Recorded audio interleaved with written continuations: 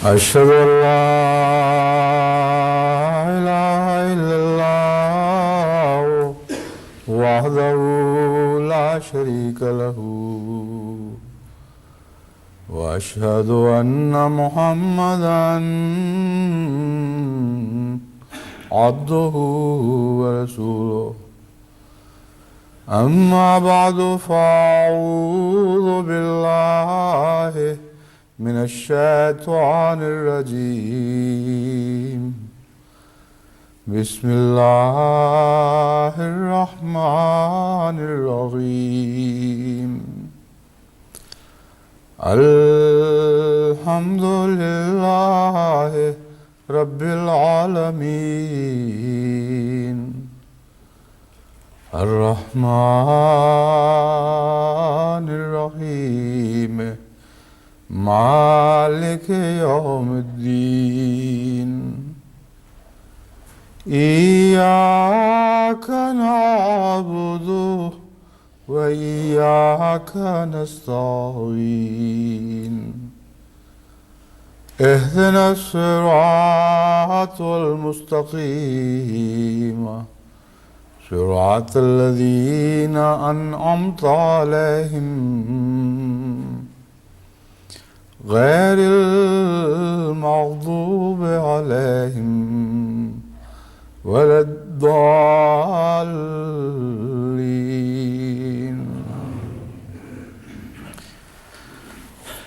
اللہ تعالیٰ نے ہر چیز کو ایک نشو و نما کی صلاحیت عطا فرما رکھی ہے۔ بدی کو بھی نشو و نما کی صلاحیت ہے اور نیکی کو بھی نشو و نما کی صلاحیت ہے، بلکہ زندگی کے ہر ذرے میں خدا تعالیٰ نے یہ دونوں قسم کی صلاحیتیں رکھی ہوئی ہیں۔ صرف یہ بات نہیں کہ بعضوں میں دوسروں پر غلبہ پانے کی طاقت ہے، بلکہ اندرونی طور پر زندگی اور موت کی جد و جہد ہر ذرے میں جاری ہے، خواہ وہ ظاہری طور پر زندگی رکھتا ہو یا نہ رکھتا ہو۔ اس کے باوجود زندگی کے لفظ کا اطلاق وسیع ترین معنوں میں خدا تعالیٰ کی پیدا کردہ ہر مخلوق پر ہوتا ہے، اور موت اور زندگی کی جد و جہد جس کا ذکر قرآن کریم میں سورہ ملک کی پہلی آیت میں ملتا ہے، یہ ایسا نظام ہے جس کا تعلق ہر مخلوق سے ہے۔ چنانچہ وہ پروٹونز جن کے متعلق پہلے خیال کیا جاتا تھا کہ یہ ابدی ہیں اور کبھی مٹ نہیں سکتے، ان کے متعلق اب اکثر سائنسدان یہ یقین کر چکے ہیں کہ ان کی زندگی بھی بہرحال اختتام پذیر ہوگی، اور یہاں زندگی سے مراد ان کا بقا کا عرصہ ہے۔ اندرونی طور پر ان کے اندر ایک موت کا نظام بھی جاری ہے، اور جو چیز ایک دفعہ پیدا ہو جائے اس نے بہرحال مٹنا ہے۔ اسی مضمون کی طرف اشارہ کرتے ہوئے اللہ تعالیٰ فرماتا ہے کل من علیہا فان ویبقی رب وجہک ذو الجلال والاکرام۔ وجہ رب کا ذی الجلال والاکرام، رب کی طرف ذی کی ضمیر جاتا ہے کہ صفت بیان ہو رہی ہے رب کی، اس لیے ذی الجلال والاکرام آئے گا۔ تو اس میں بھی اللہ کے وجہ کا ذکر فرمایا۔ وہ رب جو ذی الجلال والاکرام ہے، اس کا چہرہ، اس کی رضا ہے جو باقی ہے، باقی ہر چیز مٹ جانے والی ہے۔ اس ضمن میں اس سے پہلے میں چونکہ روشنی ڈال چکا ہوں، اس لیے اس مضمون کو یہاں بیان نہیں کروں گا۔ ضمناً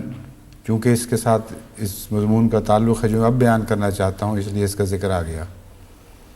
بہرحال بات یہ ہے کہ ہر چیز جسے پیدا کیا گیا ہے اس کے اندر اندرونی طور پر ایک زندگی اور موت کی جد و جہد جاری ہے، اور دونوں قسم کی صلاحیتیں اسے خدا تعالیٰ نے ودیعت کر رکھی ہیں۔ اس کے علاوہ بیرونی تعلقات میں بھی یہی نظام جاری ہے۔ بعض چیزیں بعض دوسری چیزوں پر غلبہ پاتی ہیں، اور بعض چیزیں بعض دوسری چیزوں سے مغلوب ہو جاتی ہیں۔ اور اس میں بھی نیکی اور بدی میں کوئی تمیز نہیں کی گئی اور کوئی فرق نہیں کیا گیا، بلکہ اس معاملے میں بھی ایک حیرت انگیز عدل کا نظام جاری دکھائی دیتا ہے۔ اگر خدا نے انبیاء علیہ الصلاۃ والسلام میں نشو و نما کی طاقت رکھی ہے تو ابلیس کو بھی اس طاقت سے محروم نہیں کیا، اور شیطان کو جو ہمیشہ کے لیے چھٹی دی گئی کہ اپنے لاؤ لشکر کو جس طرح چاہو میرے بندوں پر چڑھا لاؤ، لیکن میرے بندوں پر تمہیں غلبہ نصیب نہیں ہوگا، اس میں بھی وہی نظام عدل جاری و ساری دکھائی دے رہا ہے۔ خدا نے نیکی کی صلاحیتیں جن بندوں کو عطا فرمائیں، ان کو یہ یقین دلایا کہ اگر تم ان صلاحیتوں کو استعمال کرو گے تو بدی کی طاقتیں تم پر غالب نہیں آ سکیں گی، لیکن بدی کو بھی ایسی طاقتیں عطا کیں کہ جہاں وہ کوئی کمزوری دیکھیں اپنے مد مقابل پر غلبہ پا لیں۔ یہ وہ زندگی اور موت کا نظام ہے جس کا مذاہب سے بھی گہرا تعلق ہے اور غیر مذہبی دنیا سے بھی ہر قسم کی انسانی دلچسپیوں کے دائرے پر اس مضمون کا اطلاق ہوتا ہے۔ اس تمہید کے بعد اب میں اس مقصد کی طرف آتا ہوں جس کے متعلق میں آج آپ سے چند باتیں کہنا چاہتا ہوں۔ آج کے اس دور میں مذہب کی جنگ ایک دفعہ پھر بڑی شدت کے ساتھ چل پڑی ہے۔ اس سے پہلے جب تک روس اور امریکہ کا مقابلہ جاری تھا اس وقت تک اسلام کے خلاف مذاہب کی جنگ میں ایسی شدت نہیں تھی، لیکن گلف کے واقعات کے بعد اور روس کے منہدم ہو جانے کے بعد عیسائی طاقتوں میں بڑی تیزی کے ساتھ عیسائیت کو غالب کرنے کا رجحان پھر زندہ ہو رہا ہے۔ اس سے پہلے بھی عیسائیت ہمیشہ اسلام پر ہمراہ آور رہی ہے، لیکن ان سیاسی واقعات کے بعد جن کی طرف میں نے اشارہ کیا ہے، یہ کوششیں ایک نئے عزم کے ساتھ بیدار ہوئی ہیں اور نئے منصوبوں کے ساتھ حکومتیں ان کوششوں میں شامل ہو چکی ہیں۔ روس پر جس طرح عیسائیت نے یلغار شروع کی ہے وہ اس دور کا ایک اہم ترین واقعہ ہے۔ بڑی تیزی اور کثرت کے ساتھ ہر جگہ عیسائیت کا جال پھیلایا جا رہا ہے، اور اسی طرح افریقہ پر عیسائیت نئے سرے سے نئے عزم کے ساتھ حملہ آور ہوئی ہے۔ اور جو اطلاعات مجھے مل رہی ہیں ان سے پتہ چلتا ہے کہ خصوصاً ان دو واقعات کے بعد، یعنی گلف کی جنگ اور روس کا بالآخر اپنی شکست تسلیم کر لینا، عیسائیت میں ایک نئی رعونت پیدا ہو گئی ہے، اور وہ عیسائی جو پہلے خاموش اور دبے ہوئے تھے وہ بڑی شدت کے ساتھ سر اٹھا رہے ہیں اور دوبارہ بقیہ افریقہ پر حملہ آور ہو رہے ہیں۔ نائجیریا میں جو حالیہ فساد ہوئے ہیں یہ بھی اسی پس منظر سے تعلق رکھتے ہیں۔ جو رپورٹیں مجھے نائجیریا سے ملی ہیں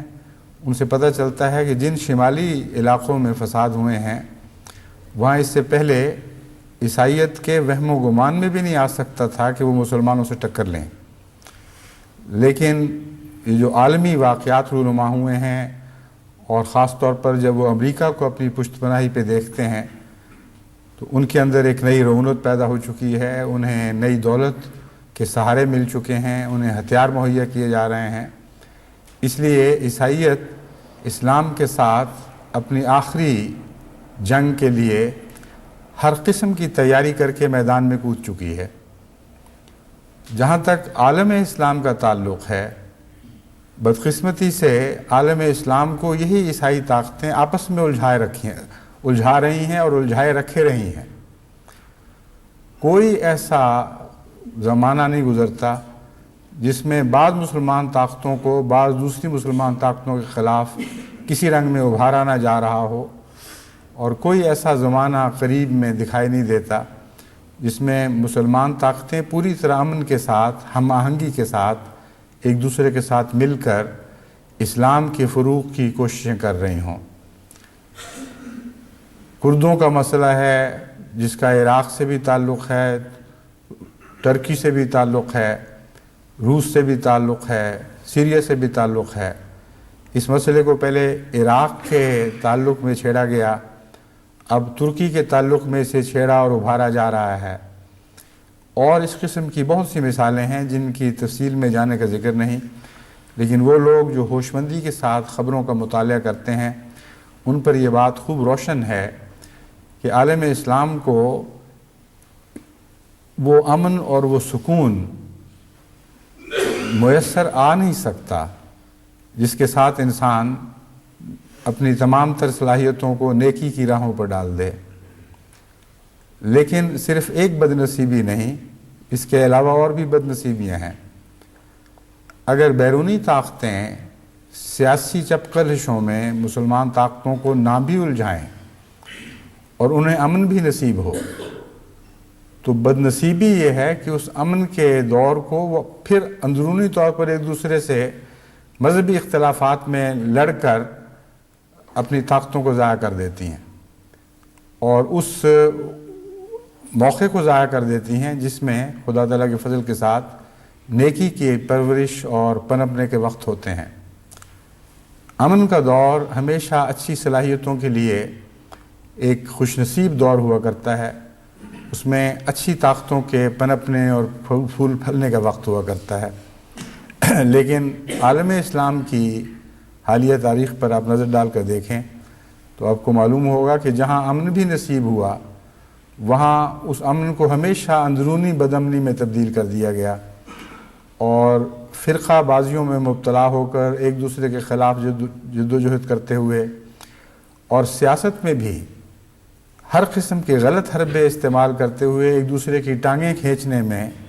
اس امن کے دور کو ضائع کر دیا گیا، اور بجائے استفادے کے اور بھی زیادہ اس سے نقصان اٹھایا۔ بس کسی پہلو سے بھی آپ عالم اسلام پر نگاہ ڈالیں،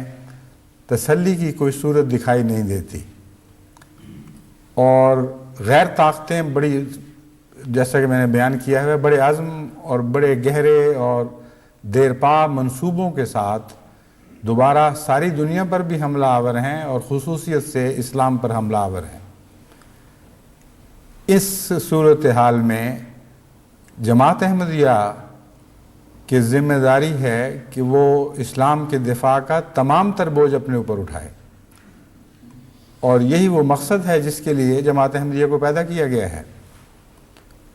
جب میں مخالفانہ طاقتوں،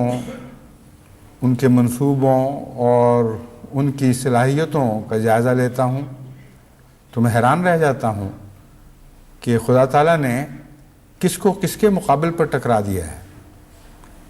اتنی عظیم طاقتیں ہیں،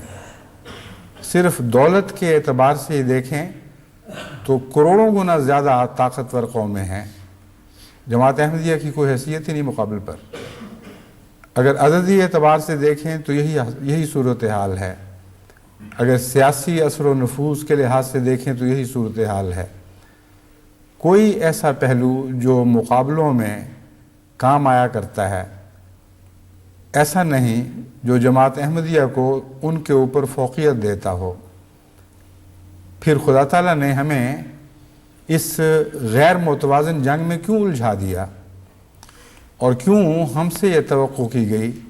کہ ہم اسلام کو تمام دنیا پر، تمام ادیان باطلہ پر بالآخر غالب کر کے دکھائیں گے۔ اس مضمون پر جب آپ غور کریں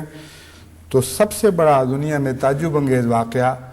حضرت اقدس محمد رسول اللہ صلی اللہ علیہ وآلہ وسلم کی بعثت تھی۔ آپ سے یہ جد و جہد شروع ہوئی، آپ ہی سے اس جہاد کا آغاز ہوا، اور آپ ایک تھے جن کو مخاطب کر کے خدا نے فرمایا قم فانذر،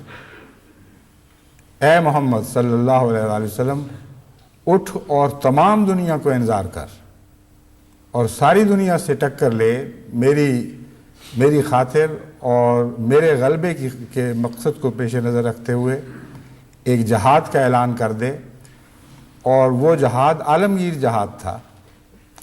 اور آن حضرت صلی اللہ علیہ وآلہ وسلم اکیلے تھے۔ بس سب سے زیادہ حیرت انگیز واقعہ تو وہ ان دنوں کا واقعہ ہے جب حضرت محمد رسول اللہ صلی اللہ علیہ وآلہ وسلم کو اکیلے اٹھ کھڑے ہونے کا حکم دیا گیا، اور اس حکم کے تابع تمام دنیا کی طاقتوں سے ہمیشہ ہمیش کے لیے ٹکر لینے کی ہدایت فرمائی گئی۔ اور پھر اس جہاد کا آغاز ہوا جو 1400 سال سے جاری ہے، وہ مختلف وقتوں میں اس کی شکلیں بگڑتی بھی رہیں، بنتی بھی رہیں، دشمنوں اور مسلمانوں کے درمیان لڑائیوں میں پانسے بھی پلٹتے رہے۔ کبھی یہ لڑائیاں مذہبی دنیا میں لڑی گئیں، کبھی سیاسی دنیا میں لڑی گئیں۔ مختلف حالات میں یہ جہاد مختلف صورتوں سے گزرتا ہوا جاری رہا اور آج بھی جاری ہے، لیکن اس امر سے انکار ممکن نہیں کہ وہ سیاسی جنگیں بھی جو مسلمانوں اور غیر مسلموں کے درمیان ہوئیں ایک مذہبی عنصر اپنے اندر رکھتی تھیں، اور خالصتاً ان جنگوں کو بھی سیاسی قرار نہیں دیا جا سکتا۔ عیسائی قوموں کی دنیا میں مختلف مذاہب سے تعلق رکھنے والی قوموں سے لڑائیاں ہوئی ہیں، مگر سوائے ان لڑائیوں کے جو مسلمان قوموں سے کی گئیں، کسی دوسری لڑائی کا نام صلیبی جنگ نہیں رکھا گیا۔ اور اسلام پر جہاد کا الزام دھرنے والوں کا اپنا یہ حال تھا کہ کئی 100 سال تک اسلام مسلمان ممالک پر باہر سے جا کر حملہ آور ہوئے ہیں، اور ان جنگوں کا نام صلیبی جنگیں رکھا گیا۔ بس اگرچہ وہ سیاسی جنگیں ہی تھیں، کیونکہ علاقائی جنگیں تھیں، ملکوں اور اقتدار پر قبضہ کرنے کی جنگیں تھیں، لیکن ان کے اندر ایک اسلام دشمنی کا عنصر بھی لازماً کار فرما رہا ہے۔ آج جو صورتحال ہے، یہ صورتحال اتنی نازک ہے اور اتنی خطرناک صورت اختیار کر چکی ہے کہ اس کے تمام پہلوؤں پر تمام اہمیوں کی نظر رکھنا بہت ہی ضروری ہے، اور اس سلسلے میں وقتاً فوقتاً آپ کو بیدار کرنا میرے بنیادی فرائض میں داخل ہے۔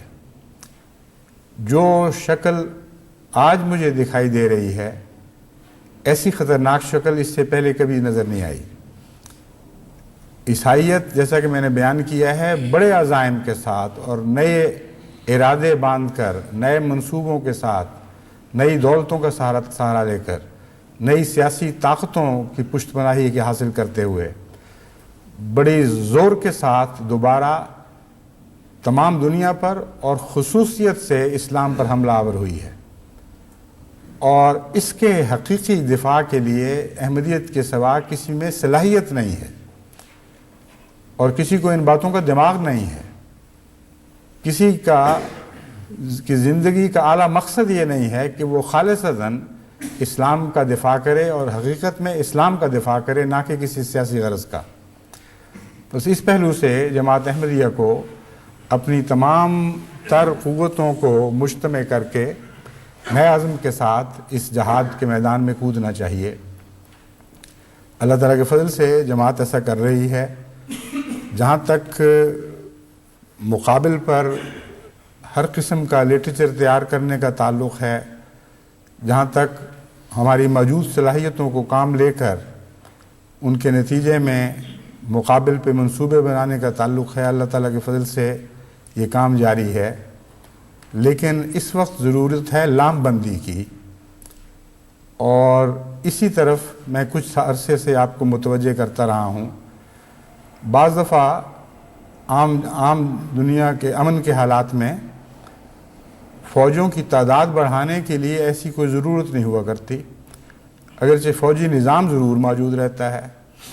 ہتھیار بھی بنتے ہیں، اور ہتھیار بنانے والے محکمے مسلسل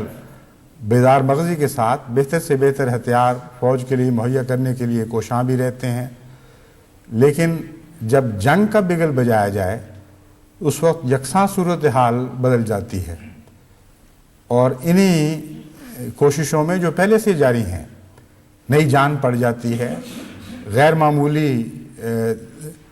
اس میں حرکت پیدا ہو جاتی ہے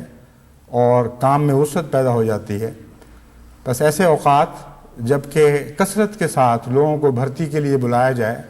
اسے کہا جاتا ہے کہ لام بندی ہو گئی، لام بندی کا حکم ہو گیا، اور لوگوں کو، عوام الناس کو بار بار دعوت دی جاتی ہے آؤ اور اس فوج میں شامل ہو۔ مجھے یاد ہے ہندوستان میں جب جنگ عظیم کا وقت تھا تو کثرت کے ساتھ حکومت کی طرف سے ایسے محکمے قائم کیے گئے تھے جو دیہات میں جا کر، دور دور اندرون ملک جا کر لوگوں کو اکٹھا کر کے فوج کے لیے بھرتی کرنے کے لیے لایا کرتے تھے۔ قافلہ در قافلہ دیہات سے ایسے لوگوں کو اکٹھا کر کے ان مقامات پہ پہنچایا جاتا تھا جہاں ان کے معائنے ہوتے تھے، ان کو فوج میں داخل کرنے کے لیے ابتدائی تحقیق کی جاتی تھی، ان کی صلاحیتیں جانچی جاتی تھیں۔ غزے کے یہ جیسا کہ آپ جانتے ہیں جو کچھ وہ ضروریات ہوتی ہیں فوج کی، اس کے مطابق ان کو جانچا پرکھا جاتا تھا، اور اس زمانے میں مجھے یاد ہے ان کے فوج کا جانچنے اور پرکھنے کا معیار بھی کم کر دیا گیا تھا، کیونکہ عام حالات میں اگر مثلاً چلتے وقت کسی کے گھٹنے سے ٹکرا جاتے ہیں تو فوج میں ایسے شخص کو قبول نہیں کیا جاتا، مگر ان دنوں میں وہ بینڈی لیگز والے جو کہلاتے ہیں، جن کے گھٹنے بہت زیادہ باہر کی طرف نکلے ہوں یا جن کے گھٹنے آپس میں چلتے وقت ٹکراتے ہوں، ان کو بھی قبول کر لیا جاتا تھا۔ تو جتنی ضرورت زیادہ بڑھتی ہے اتنے پیمانوں میں بھی لچک پیدا ہوتی چلی جاتی ہے۔ آج اس بات کی ضرورت ہے کہ جماعت احمدیہ میں دعوت اللہ کے نظام کو بہت زیادہ سنجیدگی کے ساتھ جاری کیا جائے، اور صرف صاحب علم لوگ ہی اس نظام میں منسلک نہ ہوں، بلکہ کم علم والے بھی، ہر قسم کے احمدی دعوت اللہ کے کام میں پوری طاقت کے ساتھ اور اپنی تمام تر صلاحیتوں کے ساتھ شامل ہونے کی کوشش کریں، کیونکہ اس میدان میں ابھی ہمیں بہت ہی کمی محسوس ہوتی ہے۔ روس کے متعلق میں نے اعلان کیا تھا کہ ہمیں واقفین نو کی ضرورت ہے، واقفین نو نہیں، یعنی ایسے واقفین کی ضرورت ہے جو عارضی طور پر روس میں جا کر اسلام کا پیغام پہنچائیں۔ ضرورت بہت تیزی کے ساتھ بڑھ رہی ہے، اور روس کے مختلف علاقوں سے آوازیں بلند ہو رہی ہیں کہ ہماری طرف آؤ، ہماری طرف آؤ، ہمارے پاس مستقل آدمی بھیجو، ہمیں ایسے معلم عطا کرو جو بیٹھ کر ہمیں اسلام سکھائیں۔ مگر سر دست جماعت احمدیہ کے پاس ایسی انفرادی طاقت نہیں ہے کہ ہم ان کی ضرورتیں پوری کر سکیں۔ وقف کی جو میں نے تحریک کی تھی اس میں اگرچہ میں سمجھتا ہوں کہ جماعت میں جذبہ ضرور ہے لبیک کہنے کا، لیکن بعض غلط فہمیاں غالباً مانے رہی ہیں۔ ایک غلط فہمی یہ ہے کہ روس میں صرف روسی زبان استعمال کی جاتی ہے، اور اس وجہ سے وہ لوگ جن کو روسی زبان کا ایک لفظ بھی نہیں آتا وہ سمجھتے ہیں ہماری خواہش تو ہے، دل تو چاہتا ہے، مگر ہم مجبور ہیں اور اس خدمت میں شامل نہیں ہو سکتے۔ ان کی غلط فہمی دور کرنے کے لیے میں بتاتا ہوں کہ روس میں بہت سی زبانیں بولی جاتی ہیں، اور خاص طور پر اہل مشرق کے لیے یہ خوشخبری ہے کہ فارسی زبان بعض علاقوں میں بکثرت استعمال ہوتی ہے، اور بعض علاقوں میں ترکی زبان بکثرت بولی اور سمجھی جاتی ہے، اور بعض ایسے علماء ہیں جو عربی زبان بھی خوب اچھی طرح بولتے اور سمجھتے ہیں۔ بس وہ لوگ جو روسی زبان نہیں جانتے اور فارسی جانتے ہیں یا فارسی سے کسی حد تک شدھ بدھ رکھتے ہیں، ان کے لیے بھی بہت اچھا موقع ہے کہ اپنے آپ کو پیش کریں۔ بس روسی زبان جاننا کوئی شرط نہیں ہے، علاوہ ازیں اگر ان میں سے بھی کوئی زبان نہ آتی ہو تو اب تک جو میں نے جائزہ لیا ہے اس سے مجھے معلوم ہوا ہے کہ اکثر ریاستوں کے کیپٹلز میں، ان کے صدر مقامات میں ہر قسم کے مترجمین مل جاتے ہیں، اور بعض بہت اچھے اچھے ترجمے کرنے والے بہت سستے داموں مہیا ہو جاتے ہیں۔ مثلا یہ ازبکستان ہے، بخارا اور سمرقند وغیرہ کے علاقے ہیں، ان میں بڑے اچھے اردو دان بھی موجود ہیں۔ جب میں نے اپنا نمائندہ وہاں بھجوایا تو مجھے معلوم کر کے حیرت ہوئی کہ بہت ہی اچھے اردو دان جو ریڈیو اور ٹیلی ویژن پر بھی اردو میں تقریریں کرتے ہیں اور پھر بعض اردو کے رسالے بھی شائع کرتے ہیں، وہ نہ صرف وہاں مہیا ہیں بلکہ بہت ہی معمولی داموں پر ان کی صلاحیتوں کو استعمال کیا جا سکتا ہے۔ پھر وہ ایک سے زیادہ زبانیں جاننے والے بھی بہت وہاں موجود ہیں، ایسے بھی ہیں جو 2 3 4 مشرقی زبانیں جانتے ہیں اور ہر قسم کے مواقع کے لیے مفید ثابت ہو سکتے ہیں۔ یعنی اگر کوئی احمدی پاکستان سے جاتا ہے جو اردو دان ہے تو وہ اردو سے اس مقامی زبان میں بھی ترجمہ کر سکتے ہیں، روسی زبان میں بھی ترجمہ کر سکتے ہیں۔ اگر کوئی عرب احمدی جاتا ہے تو ایسے ترجمہ کرنے والے ہیں جو عربی سے ترکی، فارسی اور دوسری زبانوں میں ترجمہ کر سکتے ہیں۔ زبانوں کے لحاظ سے یہ بات مجھے اس بات نے مجھے بہت ہی متعجب کیا۔ میرا خیال تھا کہ روس کے علاقوں میں سوائے ایک آدھ زبان کے لوگوں کا زبانوں کی طرف رجحان نہیں ہوگا، مگر ہمارے پہلے روسی احمدی، اس دور کے پہلے روسی احمدی جو ایک بہت قابل آدمی ہیں مسٹر راویل، وہ یہاں تشریف بھی لائے ہوئے ہیں آج کل، اور اکثر انہوں نے اپنی زندگی احمدیت کے لیے وقف کر رکھی ہے۔ ان کے متعلق مجھے یہ معلوم کر کے تعجب ہوا کہ 5 زبانیں نہایت شستگی سے جانتے ہیں۔ مثلا مشرقی یورپ کی زبانوں میں سے روسی زبان کے تو وہ بہت اچھے لکھنے والے ماہر شاعر بھی اور ڈرامہ نویس بھی اور کالم نویس بھی، لیکن ہنگیرین زبان میں بھی ایسے ماہر ہیں کہ بی سی نے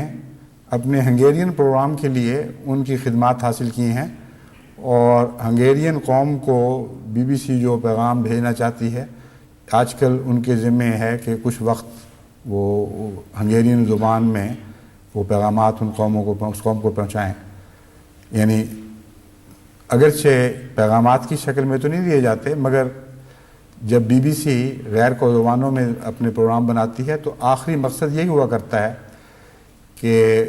انگلستان جو باتیں ان تک پہنچانا چاہتا ہے اس رنگ میں ان تک پہنچیں، مختلف مضامین کی شکلوں میں، مختلف اہم امور پر مقالے لکھوا کر وہ اپنے رنگ میں نہایت عمدگی کے ساتھ آخر اپنے مطلب کو وہاں تک پہنچا دیتے ہیں۔ اور راویل صاحب جن کا میں نے ذکر کیا ہے، یہ اتنے ماہر ہیں کہ بی سی جو بڑے اعلیٰ معیار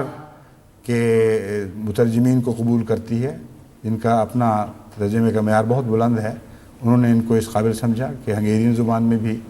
یہ بی سی کی نمائندگی کریں۔ اور بھی بہت سی زبانیں جانتے ہیں، ترکی زبان بھی جانتے ہیں، اور بھی بہت سی زبانیں جانتے ہیں، لیکن 5 زبانیں مجھے انہوں نے بتایا ایسی ہیں جو بآسانی بغیر کسی دقت کے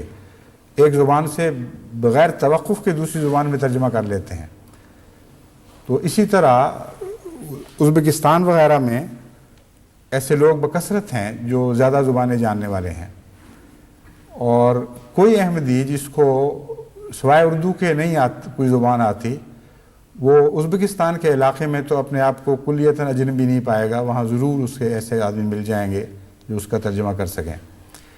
اور دیگر جگہوں میں بھی اگر تلاش کیا جائے تو کوئی نہ کوئی ایسا مل جائے گا۔ تو وہ لوگ جو اپنے آپ کو روس میں وقف کے لیے پیش کرنا چاہتے ہیں، وہ زبان کے تردد میں نہ پڑیں۔ اگر وہ توفیق رکھتے ہیں کہ اپنے خرچ پر روس میں 2 ہفتے یا مہینہ یا 2 مہینے گزار سکیں تو وہ باقاعدہ تحریک جدید کی معرفت یا براہ راست مجھ سے رابطہ قائم کریں، اور ہم انہیں ان کی رہنمائی کریں گے کہاں جانا ہے اور کیا کیا اس علاقے کی ضروریات ہیں جنہیں ان کو پورا کرنا ہوگا، اور چونکہ جماعت احمدیہ کے روابط اب بہت سے علاقوں میں قائم ہو چکے ہیں، اس لیے کوئی مشکل نہیں کہ ہم ان کے رابطے ایسے لوگوں سے کر دیں جو ان کو سنبھال لیں، ابتدائی طور پر ان کی مدد کریں، اگرچہ ان کو اپنے اخراجات خود ہی برداشت کرنے چاہیے، لیکن روسی اقوام میں مہمان نوازی بہت ہے، اور وہ کوشش یہی کریں گے کہ جس طرح بھی ہو، چاہے آپ ان کو پورا کھانا میسر آئے نہ آئے، آنے والے مہمانوں کا خیال رکھیں۔ ایک یہ حصہ تھا غلط فہمی کا جو دور کرنا چاہتا تھا۔ دوسرا یہ ہے کہ جب ہم لفظ روس بولتے ہیں، روس کہتے ہیں یا روسی کہتے ہیں، تو باہر کی دنیا میں خصوصاً ہند و پاکستان میں اس سے مراد USSR ہے، یعنی union of Soviet socialist republic. لیکن جب جس علاقے کو، جس بڑے ملک کو ہم روس کہتے ہیں، وہاں پہنچیں تو وہاں جب بھی آپ روس کہیں گے اس سے مراد صرف یورپین ریاست روس ہے، اس کے سوا روس سے کچھ مراد نہیں لی جاتی۔ روس کی یعنی USSR کی سب سے بڑی ریاست کا نام روس ہے، اور یعنی رشیا، اور یہ اس میں بھاری اکثریت یورپینز کی ہے، اگرچہ دوسری قومیں بھی یہاں آباد ہیں، اور اسٹالن کے زمانے میں خصوصیت کے ساتھ بعض مسلمان علاقوں سے لوگوں کو ہانک کر یہاں لایا گیا اور یہاں بسایا گیا۔ اس میں تاتاری قومیں بھی موجود ہیں۔ قازان ایک علاقہ ہے، ایک شہر ہے جہاں بڑی تعداد میں تاتاری مسلمان بستے ہیں۔ تو اگرچہ دوسری قومیں بھی ہیں، مگر رشیا کی ریاست میں زیادہ تر یورپین ہیں، اور یہ روس کی، یعنی جسے ہم روس کہتے ہیں، اس کی سب سے بڑی طاقتور اور سب سے بڑے رقبے پر پھیلی ہوئی ریاست ہے۔ اتنی بڑی ہے کہ امریکہ سے بڑی اکیلی یہ ریاست ہے، اس سے یا اس کے لگ بھگ ہوگی، قریباً بہت بڑا رقبہ ہے۔ اس سے آپ اندازہ کر سکتے ہیں کہ روس میں نہ صرف یہ کہ روس لفظ کو یہاں یورپین حصے پر چسپاں کیا جاتا ہے، بلکہ اگر آپ اجنبی ہیں اور نہیں جانتے ان باتوں کو، اور بعض دوسری ریاستوں میں ان لوگوں کو روسی کہہ کر مخاطب کریں گے تو وہ ناراض بھی ہو سکتے ہیں، اور بعض جگہ بھڑک بھی سکتے ہیں، کیونکہ آج کل خصوصیت کے ساتھ USSR میں روسی ریاست کے خلاف دوسری ریاستوں میں بڑی سخت رقابت پیدا ہو رہی ہے، اور بعض جگہ تو شدید نفرت پیدا ہو رہی ہے۔ چنانچہ جو محققین حالیہ زمانے میں وہاں دورے پر گئے ہیں اور واپس آ کے انہوں نے مقالات لکھے ہیں، ان کے پڑھنے سے پتہ چلتا ہے کہ بعض علاقوں میں تو شدید نفرت کی لہریں جل پڑی ہیں، اور روسی لفظوں کو جو پہلے عام جگہ جگہ بورڈوں پر آویزاں دکھائی دیتے تھے یا روزمرہ کی سڑکوں پر نشانات یعنی رستے دکھانے کے لیے ہدایات کی شکل میں روسی لفظ استعمال ہوتے تھے، وہ سارے بورڈ اب ختم کر دیے گئے، اور ان سب روسی لفظوں کو بدل کر مقامی زبانوں کے لفظوں میں تبدیل کیا جا رہا ہے۔ ایک لفظ مثلا مگاسان ہے، جو غالباً فرینچ میں بھی دکان کو کہتے ہیں، روسی زبان میں بھی مگاسان یا میگاسین، اس کا تلفظ مجھے صحیح یاد نہیں، دکان کو کہتے ہیں۔ اب بخارا، سمرقند، تاشقند وغیرہ، ان سب جگہ تمام وہ دکانیں جن پر پہلے یہ لفظ لکھا ہوا تھا، اب وہاں دکان لکھ دیا گیا ہے۔ اور ضمناً آپ کو یہ بھی بتاؤں کہ ان کے ہاں جو ان علاقوں میں مشرقی علاقوں میں جو مقامی زبانیں ہیں، ان میں بہت سے ایسے لفظ ہیں جو اگر غور سے سنے جائیں تو معلوم ہوگا کہ اردو میں بھی مستعمل ہیں، صرف تھوڑا سا تلفظ کا فرق ہے۔ چنانچہ جب روسی مہمان ہمارے جلسے پر تشریف لائے ہوئے تھے، بعد میں ان کے ساتھ مجالس ہوئیں، تو ایک سے زائد مرتبہ اس طرح ہوا کہ جب آپس میں بات کر رہے تھے تو ترجمہ کرنے سے پہلے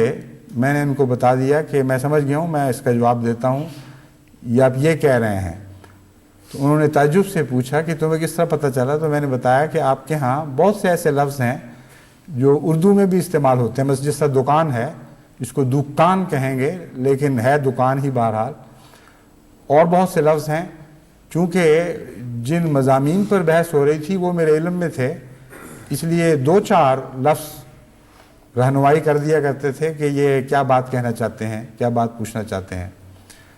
اور وہ اندازے درست نکلتے رہے۔ تو اگر پاکستانی دوست یا ہندوستانی یا دوسرے اردو دان روس کے لیے اپنے آپ کو وقف کریں اور ان علاقوں میں جائیں جن کا میں ذکر کر رہا ہوں، تو میں یقین رکھتا ہوں کہ کچھ عرصے کے بعد وہ خود بھی ان کی زبان سیکھنے کے اہل ہو جائیں گے۔ اور اس ضمن میں واقفین کو چاہیے کہ جاتے ہی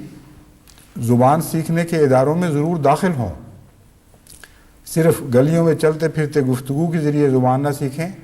بلکہ اداروں میں بھی داخل ہوں، وہاں بھی زبان سیکھیں گے اور ساتھ تبلیغ بھی کر سکیں گے، اپنے ہم مکتب لوگوں سے مذہبی گفتگو بھی کر سکیں گے، اور اس طرح ان کے دونوں کام ہو جائیں گے، ایک پنتھ دو کاج والا معاملہ ہوگا۔ تو ہمیں اس وقت کثرت کے ساتھ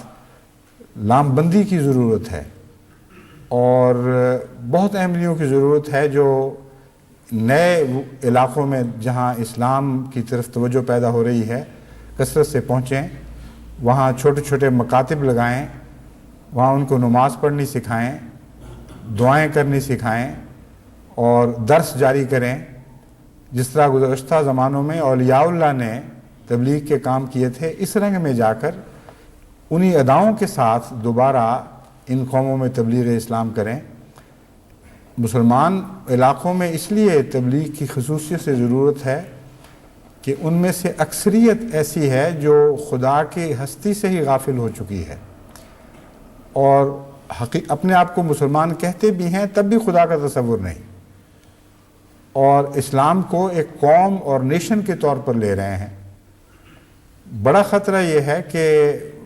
بعض مسلمان ممالک جو اپنے سیاسی نفوذ کو ہی اسلام کی خدمت سمجھتے ہیں، وہ پہنچ رہے ہیں، اور ان کے لیے اتنا ہی کافی ہے کہ یہ ان سے پیسے لیں اور ان کے مقاصد میں استعمال ہوں، اور اسلام کو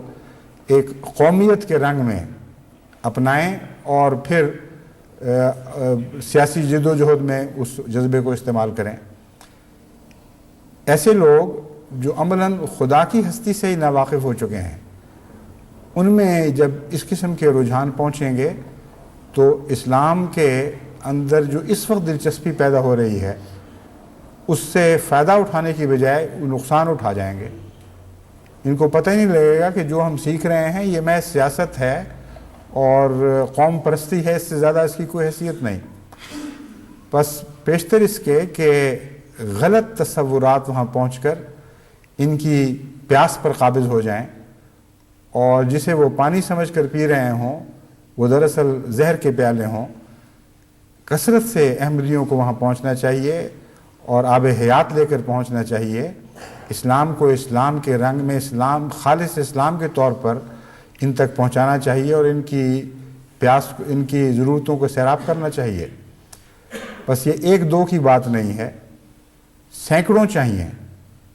اور میں تو سمجھتا ہوں کہ اگر زبان سے کلیتاً نابلد بھی ہوں اور مترجم بھی مہیا نہ ہوں،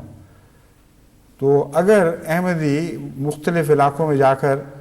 2 ہفتے مہینے کے لیے ایسے اڈے لگا لیں کہ جہاں وہ دعائیں کرتے رہیں، لوگوں کو اپنی طرف بلائیں اور اشاروں کے ساتھ نمازیں پڑھنا سکھائیں، اور نیکی کی تعلیم جس حد تک ان کو توفیق ملے اشاروں کے ناموں سے ان کو دینے کی کوشش کریں، اور دعائیں سکھائیں، دعا کر کے بتائیں، اشاروں سے اپنے مقصد کو سمجھانے کی کوشش کریں، تو چونکہ یہ خالصتاً للہ ہوگا، اس لیے مجھے یقین ہے کہ ان بے زبانوں کو بھی خدا تعالیٰ اثر کی زبان عطا کر دے گا، اور اثر کی زبان لفظوں کی محتاج نہیں ہوا کرتی، وہ دلوں تک براہ راست پہنچتی ہے۔ ضرورتیں بہت زیادہ ہیں اور وقت بہت کم ہے، کیونکہ جو خبریں آ رہی ہیں وہ بڑی متوحش ہیں۔ دو قسم کے اثرات اس وقت نئے آزاد ہونے والے مشرقی یورپ اور روس میں بڑے نمایاں طور پر دکھائی دینے لگے ہیں۔ ایک عیسائیت کا چرچا اور بڑی کثرت کے ساتھ پرانے کلیساؤں کو اثر نو مرمت کر کے اور زینت دے کر باوقار بنانا اور اس کی ظاہری کشش سے لوگوں کو اپنی طرف کھینچنے کے لیے ایک جدوجہد کرنا، ایک یہ کام بڑی تیزی سے ہو رہا ہے۔ پھر عیسائیت کے نام پر مالی اور دوسری امداد بہت مل رہی ہے۔ پھر عیسائی قوم کے ساتھ، مغربی عیسائی قوموں کے ساتھ ہم نوائی کا جو موقع ہے، یہ بھی آج کل روس میں ایک فخر بن رہا ہے، اور لوگ سمجھتے ہیں کہ وہ لوگ جو مغربی قوموں کے زیادہ دوست بن کر ابھریں گے وہ زیادہ سے زیادہ فائدہ اٹھائیں گے، اور آج کل کی یہی ہوا چل رہی ہے، اسی ہوا میں ہمیں بھی ساتھ چلنا چاہیے۔ اس کے نتیجے میں عیسائیت کو فروغ کے لیے نئے مواقع عطا ہو رہے ہیں۔ لیکن اس کے علاوہ ایک اور خطرناک رو یہ ہے کہ مغربی طرز زندگی کی، تہذیب و تمدن کی تمام برائیاں بڑی تیزی کے ساتھ ان علاقوں میں داخل ہو رہی ہیں، اور وہ سمجھتے ہیں کہ آزادی سے مراد یہ ہے کہ جو چاہو جس طرح چاہو بدکاریاں کرو اور عیش و عشرت میں ایک دوسرے کو پیچھے چھوڑ جاؤ۔ پس کرائم یعنی جرم کے رجحانات گزشتہ ایک سال کے اندر اس تیزی سے بڑھے ہیں کہ روس سے آنے والے بتاتے ہیں کہ بعض علاقے پہچانے نہیں جاتے، وہاں کبھی وہم و گمان میں بھی نہیں آ سکتا تھا کہ اس طرح گلیاں بے امن ہو جائیں گی، لیکن اب یہی صورتحال ہے۔ ہمارے راویل صاحب نے بھی جو آ کر واقعات سنائے ہیں ماسکو کی میں تبدیلیوں کے واقعات سنائے ہیں، وہ بہت ہی سخت پریشان کن ہیں، اور ظلم یہ ہے کہ ان چیزوں کے ساتھ عیسائیت کا چولی دامن کا ساتھ بن گیا ہے، یعنی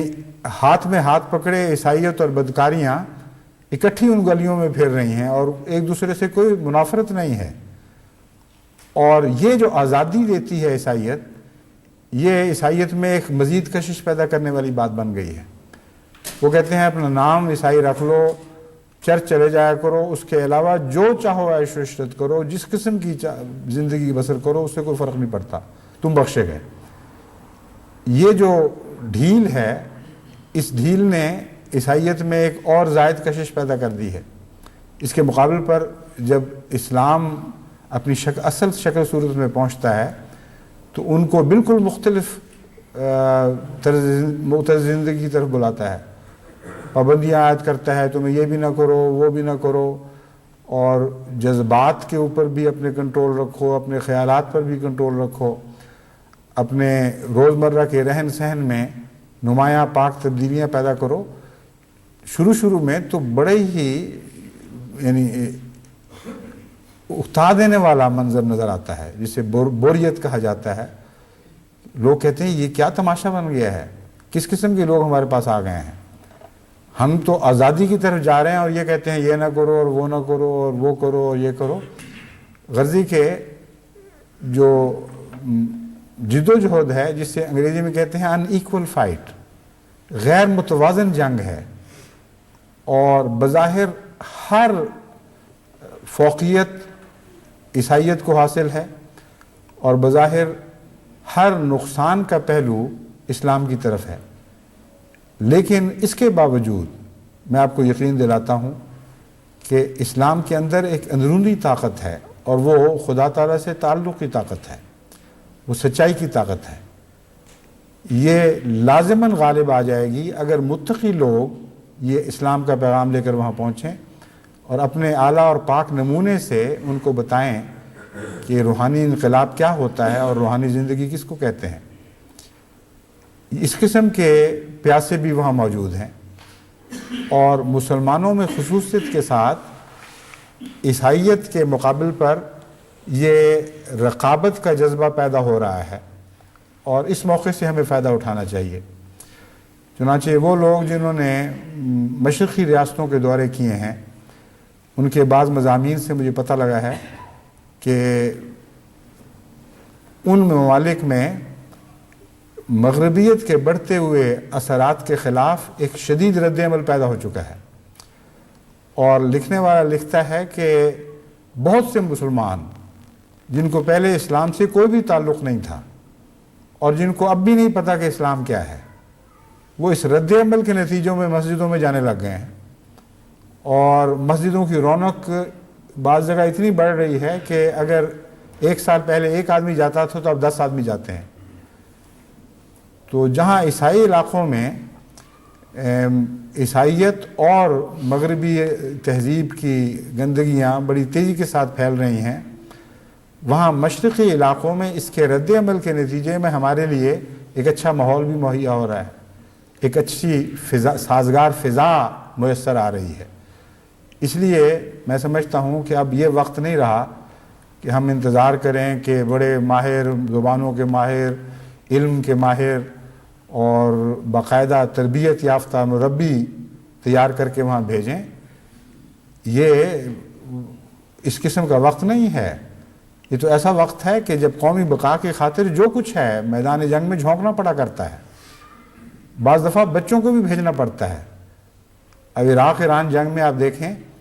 کہ ایک وقت ایسا آیا تھا ایران پر جب کہ بالغ لڑنے والے مہیا نہیں ہو سکتے تھے، تو انہوں نے عمر کا معیار ڈھیلا کرنا شروع کیا اور کم کرنا شروع کیا، یہاں تک کہ آخر وقت ایسا ایک آیا کہ جب فوج میں یعنی میدان جنگ میں بھیجنے سے پہلے نابالغ بچے اکٹھے کیے جا رہے تھے، اور بعض ایسے منظر ٹیلی ویژن پر دکھائے گئے یہاں جن سے پتہ چلتا تھا کہ مائیں روتی پیٹتی رہ جاتی تھیں اور ان کے بچوں کو چھین کر لے جاتے تھے کہ ان کو شہادت کے لیے ہم تیار کر رہے ہیں اور دائمی زندگی بخشیں گے، تم کس بات پر رو رہی ہو؟ لیکن صرف یہی نہیں بلکہ بعض ایسے مناظر بھی حیرت انگیز دکھائے گئے کہ ایرانی ماؤں نے خود اپنے بچے پیش کیے۔ اتنا کثرت سے پروپیگنڈا تھا کہ عراق کے مقابل پر جو لڑائی کو جائے گا وہ کفر کے مقابل پر جائے گا، اور اگر وہ مارا گیا تو شہید ہوگا، کہ بعض نیک دل مگر سادہ لوما ہیں خود اپنے چھوٹے عمر کے بچوں کو فوجیوں کے سپرد کر دیا کرتی تھیں۔ وہ ایک جاہلانہ جنگ تھی، اس کا اسلام سے کوئی تعلق نہیں تھا بلکہ اسلام دشمنی کی جنگ تھی، دونوں طرف اسلام دشمنی ہو رہی تھی۔ لیکن اس کے باوجود چونکہ اسلام کا نام استعمال ہو رہا تھا، اس لیے اماموں نے اپنے چھوٹے بچوں کو بھی اس جنگ میں جھونک دیا۔ میں جس جنگ کی طرف بلا رہا ہوں وہ اسلام کی جنگ ہے اور خالص اسلام کی جنگ ہے۔ یہ وہ اسلام کی جنگ ہے جو جماعت احمدیہ کے سوا کسی اور نے نہیں لڑنی اور کسی اور کے سپرد نہیں ہے یہ لڑائی۔ اس لیے آج ہر قسم کے پیمانوں میں نرمی کرنے کا وقت ہے۔ جس قسم کے بھی احمدی مہیا ہو سکتے ہیں، جن کو بھی توفیق ہے، ان کو چاہیے کہ ان علاقوں میں چلے جائیں، ان کا جانا ہی بابرکت ہوگا، ان علاقوں میں بیٹھ کر ان کا دعائیں کرنا ہی بابرکت ہوگا۔ اور یہ کوئی اجنبی بات نہیں ہے، امر واقعہ یہ ہے کہ بعض علاقوں میں اسلام کا غلبہ محض ان کی بزرگوں کی دعاؤں کے نتیجے میں ہوا ہے۔ سب سے بڑی طاقتور چیز دعا ہے، اور دعا ہی وہ ہتھیار ہے جو اس غیر متوازن جنگ میں کمزوروں کو طاقتوروں پر غالب کرنے والی ہے۔ یہی راز ہے اس لڑائی میں کمزور کی فتح کا، ورنہ یہ ہو ہی نہیں سکتا، قانون قدرت کے خلاف بات ہے۔ جب بھی کمزور طاقتوروں سے ٹکراتے ہیں ضرور شکست کھاتے ہیں اور ضرور مار کھاتے ہیں۔ صرف مذہب کی دنیا میں یہ عجیب واقعہ رونما ہوتا ہے کہ کمزور طاقتور سے ٹکراتا ہے اور طاقتور کو شکست دے دیتا ہے۔ شاعروں کی دنیا میں تو ممولے شہباز سے لڑتے ہیں، لیکن یہ ایک شاعری کی بات ہے، اس سے زیادہ اس کی کوئی حقیقت نہیں۔ مگر مذہب کی دنیا میں واقعتاً ایسا ہوتا ہے، ایسے ممولے پیدا ہوتے ہیں جو شہبازوں کے پر توڑ دیتے ہیں اور ان کے لشکر کو ہر جہت سے شکست دے دیتے ہیں۔ اور واقعتاً جب آپ ان کا موازنہ کریں دنیا کے پیمانوں سے تو ایک طرف حقیقت میں ممولے دکھائی دیتے ہیں، دوسری طرف واقعی شہباز دکھائی دے رہے ہوتے ہیں۔ روما کی سلطنت سے جب مسلمان چند گنتی کے مجاہدین کی ٹکریں ہوئی ہیں، اور فارس کی سلطنت سے جب گنتی کے چند مجاہدین کی مسلمان مجاہدین کی ٹکریں ہوئی ہیں، اگرچہ بعض ایسی جنگیں بھی تھیں جو خالصتاً جہاد نہیں کہلا سکتی تھیں، لیکن مذہبی عناصر کا ان میں غلبہ تھا۔ بہرحال مذہبی محرکات یقیناً ان میں غالب تھے، اور چونکہ لڑنے والے نیک تھے، خدا پرست تھے اور دعائیں کرنے والے تھے، اس لیے ان جنگوں کے حالات پر جب آپ نظر ڈالتے ہیں تو واقعتاً یوں لگتا ہے جیسے ممولوں کی ایک ٹولی بکثرت شہبازوں پر حملہ آور ہوئی اور ان کو شکست دے دیتی ہے۔ بس اس پہلو سے آج بھی ایسا ہی ہوگا، لیکن ہوگا دعا کی برکت سے، اس کے سوا اور کوئی نسخہ نہیں ہے۔ اس لیے اگر زباندان نہیں ہیں تو دعا گو تو ہیں نا۔ ہر احمدی کو دعا کے ساتھ ایک ایسا تعلق ہے کہ دنیا کی کسی مذہبی یا غیر مذہبی جماعت میں اس کا تصور بھی نہیں ہو سکتا۔ مذہبی جماعتوں میں جتنی بھی دنیا میں جماعتیں ہیں، آپ ان کی سب کا تفصیل سے جائزہ لیں، ان میں سال بھر میں دعا کا اتنا چرچہ نہیں ہوتا جتنا جماعت احمدیہ میں ایک ہفتے یا ایک مہینے میں چرچہ ہو جاتا ہے، حالانکہ تعداد کے لحاظ سے یہ بہت تھوڑی ہے۔ تو اس کثرت سے دعا کا مضمون جماعت کے اندر جاری و ساری ہو چکا ہے کہ ہر فرد جب ایک دوسرے سے ملتا ہے دعا کی بات کرتا ہے، ایک دوسرے کو خط لکھتا ہے تو دعا کی بات کرتا ہے۔ آپ ایک دن کی ڈاک ساری دنیا کی اکٹھی کر کے اگر دیکھ سکتے ہوں تو میں آپ کو یقین دلاتا ہوں کہ ساری دنیا کی ایک دن کی ڈاک میں دعا کا اتنا ذکر نہیں ملے گا جتنا چند احمدیوں کی ڈاک میں دعا کا ذکر ملے گا۔ بلکہ میں سمجھتا ہوں کہ یہ مبالغہ نہیں کہ ہفتوں بھر کی ڈاک میں ساری دنیا میں دعا کا اتنا ذکر نہیں ملے گا جتنا احمدیوں کی ڈاک میں ایک دن میں مل جاتا ہے۔ روزانہ جتنے خط مجھے آتے ہیں، سارے انگلستان بلکہ سارے یورپ میں جتنے خط مل رہے ہوتے ہیں، ان کے سارے مجموعوں میں دعا کا اتنا ذکر نہیں ہوتا۔ تو دعا تو حضرت مسیح موعود علیہ السلام نے اس طرح گھوٹ کر ہمیں پلائی ہے، ہماری گھٹی میں داخل کی ہے، اور یہ ماں کے دودھ کی طرح ہماری رگوں میں جاری ہوئی ہے۔ اس لیے یہی وہ سب سے طاقتور ہتھیار ہے جو آپ کو میسر ہے۔ اگر صاحب علم نہیں ہے تو دعا گو تو ہیں ہی نا، اور یہ سب سے بڑی فیصلہ کن طاقت ہے جس نے دنیا میں انقلاب برپا کرنا ہے۔ اس کے علاوہ بھی اس مضمون پر کچھ اور باتیں کہنے والی ہیں، مگر اب چونکہ وقت ہو گیا ہے اس لیے آئندہ کے لیے انہیں اٹھا رکھتا ہوں۔ اس عمومی تحریک کے بعد کہ ہمیں آج USSR کے علاقوں میں، یعنی union of Soviet socialist republic, x union کہنا چاہیے، اب تو یونین کا تصور ہی باقی رہ گیا ہے، وہاں مختلف علاقوں میں، عیسائی علاقوں میں بھی اور مسلمان علاقوں میں بھی، ایشیائی علاقوں میں، خواہ وہ مسلمان ہوں یا بدھسٹ ہوں، بعض بدھسٹ علاقے بھی ہیں، وہاں سب جگہ بکثرت واقفین زندگی کی ضرورت ہے جو عارضی طور پر اپنے آپ کو پیش کریں۔ جہاں تک اخراجات کا تعلق ہے، بالعموم روس میں تھوڑے روپے میں گزارا ہو سکتا ہے اگر انسان ہوٹلوں میں قیام نہ کرے۔ آج کل ایسا ماحول بن چکا ہے کہ درویش صفت لوگ جا کے مسجدوں میں ڈیرے لگا سکتے ہیں اور کوئی روک نہیں ہوگی، اور اگر وہ نظام جماعت سے رابطہ کر کے ہدایات لے کر سفر شروع کریں تو انشاءاللہ ہم ان کو بہت سے ایسے روابط مہیا کر سکتے ہیں جن کے نتیجے میں ان کو دیکھ بھال کرنے والا، ان کا خیال رکھنے والا، ان کو مشورے دینے والا، ان کا خرچ بچانے والا کوئی نہ کوئی سلطان نصیر ان کو مہیا ہو جائے گا۔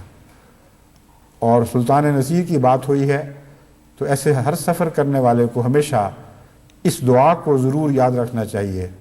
جسے میں نے ساری زندگی استعمال کیا ہے اور بے انتہا مفید پایا ہے۔ ہر سفر سے پہلے ہر احمدی کو یہ دعا کرنی چاہیے، رب ادخلنی مدخل صدق واخرجنی مخرج صدق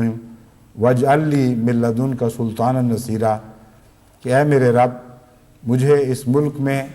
صدق کے ساتھ داخل فرما سچائی کے ساتھ داخل فرما، وَأَخْرِجْنِي مُخْرَجَ صِدْقٍ،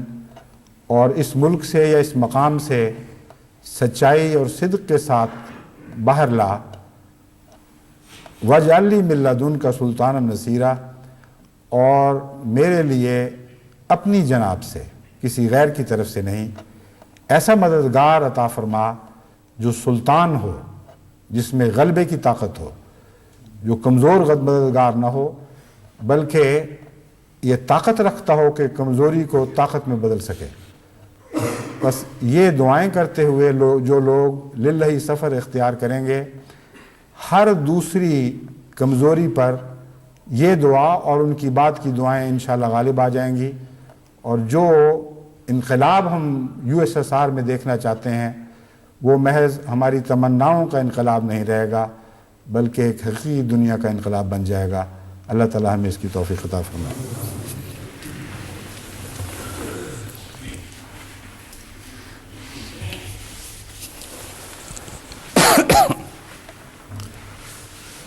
الحمدللہ نحمدہ ونستعینہ ونستغفرہ ونؤمن بہ ونتوکل علیہ ونعوذ باللہ من شرور انفسنا ومن سیئات اعمالنا، من یہدہ اللہ فلا مضل له ومن یضللہ فلا ہادی له، ونشہد ان لا